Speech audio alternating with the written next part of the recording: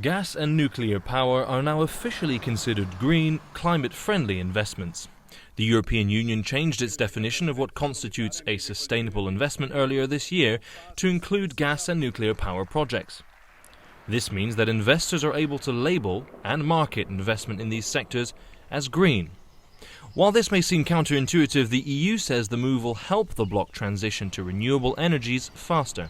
This is in fact a realistic proposal to deal with great urgency the matter of our transition towards a more sustainable future. We need to invest immediately more money in the renewable energy sector. But we also need to be realistic and accept that we will need to invest in gas and nuclear in transition. Despite claims from EU officials that gas and nuclear could provide a bridge to a greener energy system, climate change experts have said the move is a step back for the bloc.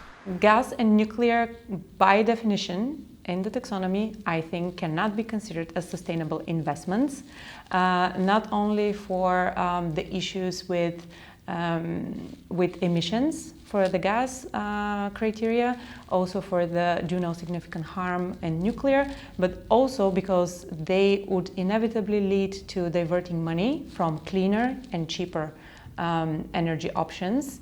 Part of the issue, experts say, is that the green label is an overly simplistic one, and that gas, despite being a fossil fuel, still has its uses for European economies. We'll need gas for some chemicals, and actually gas is a fantastic complement to renewables baseload.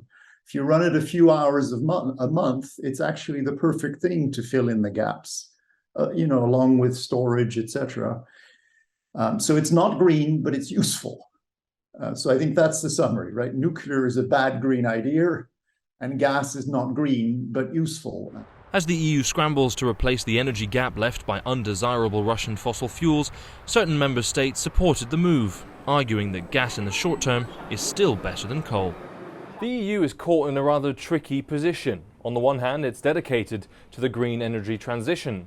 On the other, it needs to support European power industries and help member states navigate the energy crisis. But what critics here in Brussels are saying is that this change is a huge financial and environmental step backwards. Alex Cadier, CGTN, Brussels.